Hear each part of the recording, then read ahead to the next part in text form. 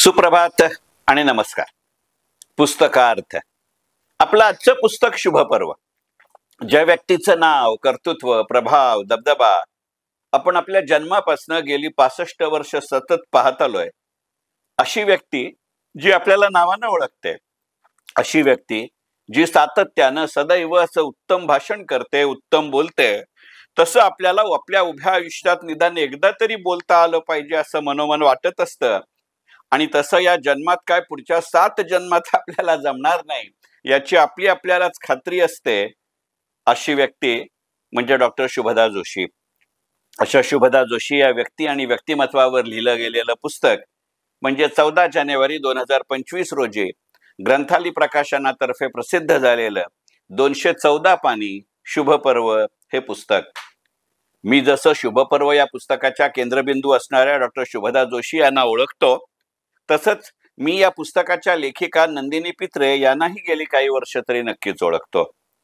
त्यातच या पुस्तकाच्या केंद्रस्थानी असणाऱ्या डॉक्टर शुभदा जोशी आणि या पुस्तकाच्या लेखिका नंदिनी पित्रे या चुलत बहिणी.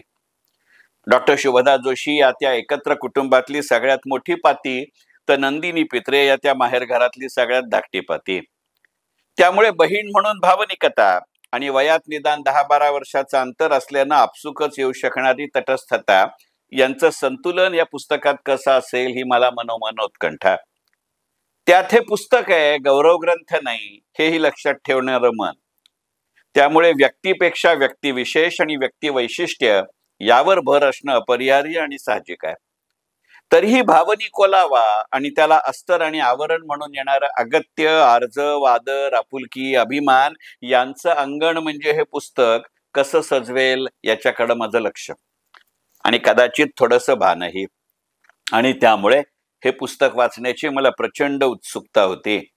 त्यामुळे हे पुस्तक हातात आल्या आल्या मी ते लगेचच वाचलं. शालेय जीवनापासून ते आजपर्यंत आपले आपणच निकष ठरवायचे, ते सतत चढेच ठेवायचे आणि असे चढे निकषही पार करायच्या आधीच पुढच्या पायरीवरचे निकष ठरवायला सुरुवात करायची, अशी मनपूर्वक, निर्धारपूर्वक, अभ्यासपूर्वक प्रक्रिया म्हणजे डॉक्टर शुभदा जोशी यांचं आजपर्यंतचं आयुष्य. या प्रक्रियेचं अचूक शब्दांकन म्हणजे नंदिनी पित्रे यांनी लिहिलेलं शुभपर्व हे पुस्तक. काय गंमत आहे, हे लिहित असताना ज्या वेळेला मी शुभपर्व हा शब्द लिहायला सुरुवात करतो, त्या प्रत्येक वेळी मला मोबाईलचा कीबोर्ड शुभापर्व असा तरी क्लू देतोय किंवा शुभ्र पर्व असा तरी संदर्भ देतोय. आणि पटकन जाणवलंय की हे 2 शब्द सुद्धा या पुस्तकाच्या प्रमुख भूमिकेत असणाऱ्या व्यक्तीच्या म्हणजे डॉक्टर शुभदा अविनाश जोशी या व्यक्तीच्या व्यक्तिमत्वाचं चपखल वर्णन आहे. सहज मनात आलं की या पुस्तकाचं शीर्षक अलीकडच्या काळात रूढ असलेल्या पद्धतीनुसार पुस्तकाचं शीर्षक विस्तारित स्वरूपात द्यायचंच असलं तर शुभपर्व, शुभापर्व आणि शुभ्रपर्व असं अगदी सहज देता येईल. हे पुस्तक वाचत असताना सहज मनात आलं की एखादी व्यक्ती आपलं नाव किती सार्थ करते ना. तसं पाहिलं तर जन्मजात नाव आपले आई वडील ठरवतात.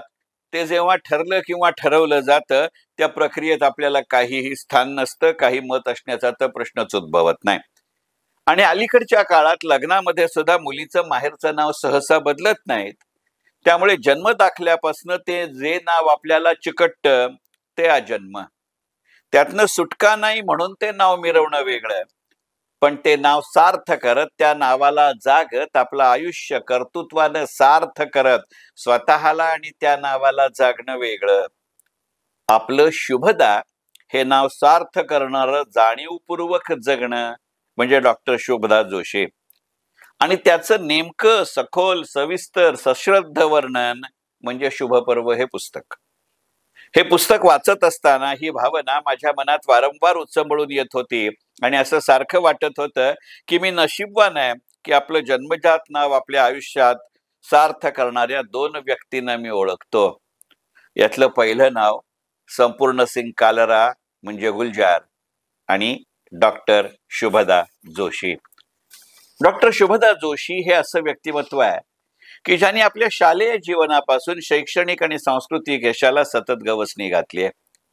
पदवी आणि पदव्युत्तर दोन्ही वेळा तत्वज्ञान विषयात मुंबई विद्यापीठात पहिलं येणं विक्रमी वेळेत आपली डॉक्टरेट पूर्ण करणं ही तर निव्वळ सुरुवात ठरावी, असं त्यांचं नंतरच्या काळातलं कर्तृत्व आहे आणि याचं नेमकं रेखाटन शुभपर्व हे पुस्तक करतं. डॉक्टर शुभदा जोशी यांच्या वैयक्तिक आयुष्याचंही आणि व्यावसायिक आयुष्याचंही. या पुस्तकाच्या केंद्रस्थानी असणारं व्यक्तिमत्व तत्वनिष्ठ असल्याने असेल किंवा तत्वज्ञानी असल्याने असेल कदाचित, पण या पुस्तकाच्या शीर्षकात येणारा पर्व हा शब्द मला फार सूचक वाटतो. या पुस्तकाचं शीर्षक शुभ पर्व आहे, शुभ काल नाही. या पुस्तकाचं शीर्षक शुभ पर्व आहे, शुभ काल नाही. भाषाशास्त्र, शब्दकोश, व्याकरण नेमकं काय सांगतं मला जरा सुद्धा माहित नाही, पण एक सर्वसामान्य वाचक म्हणून मला असं वाटतं की काल किंवा कालखंड हे वेळ सांगतं, विशिष्ट वार, प्रसंग, तिथी, तारीख असं सांगतं. पर्व त्याच्या पलीकडचं सांगतं. काल या शब्दाला कदाचित लांबी रुंदी असेल, फक्त लांबी रुंदी, पण पर्व या शब्दात लांबी रुंदीही असते आणि त्याच्याच बरोबर उंची आणि खोलीही असते. काल या शब्दामध्ये एका प्रकारचा अभाव असतो, तर पर्व या शब्दामध्ये अंतर्भाव आणि प्रभाव असतो. काल या शब्दात भाव असतो, पर्व या शब्दात एक स्वभाव असतो. काल या शब्दात भूतकाळ आणि फार फार तर थोडासा वर्तमान काळ असतो. पर्व या शब्दात भूतकाळ आणि वर्तमान काळ तर असतोच असतो, पण त्याचबरोबर भविष्य काळाचंही सूचन असतं.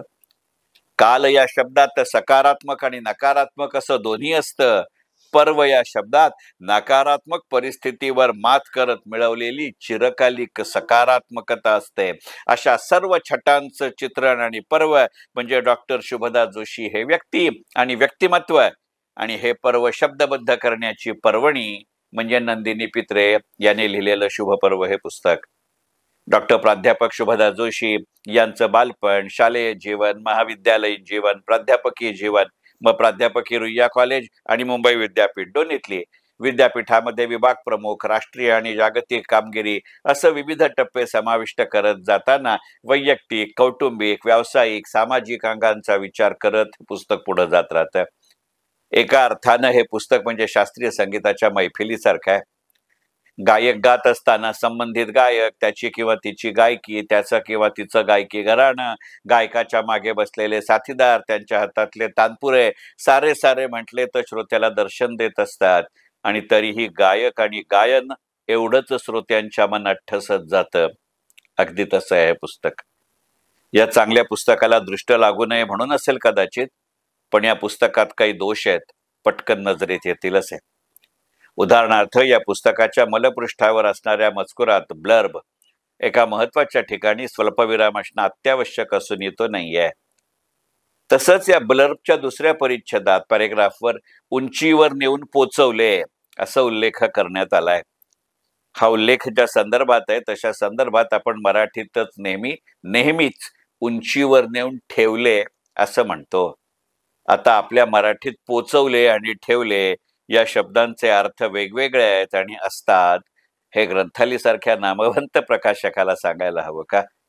निदान ब्लर्ब सारख्या ठिकाणी तरी असे दोष टाळता आले असते तर बरं झालं असतं, असं निश्चितपणे म्हणावंसं वाटतं. असो, या लेखनाचा समारोप करत असताना वाटत राहतं की डॉक्टर शुभदा जोशी यांचं व्यक्तिमत्व 214 पानी पुस्तकात बंदिस्त सोडात समाविष्ट करणंही अशक्य आहे. या पुस्तकाच्या शेवटच्या भागात डॉक्टर शुभदा जोशी यांचा नातू ओजस प्राजक्ता अमोघ जोशी यांनी त्याच्या मनोगतात लिहिलेली ओळ एकदम बरोबर आहे. कागद आणि ओळी यांचा प्रश्न मी सोडवू शकत नाही. हे पुस्तक वाचून झाल्यानंतर हे पुस्तक आणि या पुस्तकाची नायिका या दोघांबद्दलही आपल्या मनात यापेक्षा वेगळी कोणतीही भावना नसते. पुस्तक शुभपर्व, लेखिका नंदिनी पित्रे, प्रकाशक ग्रंथाली प्रकाशन, पुस्तकार्थ. मनपूर्वक धन्यवाद.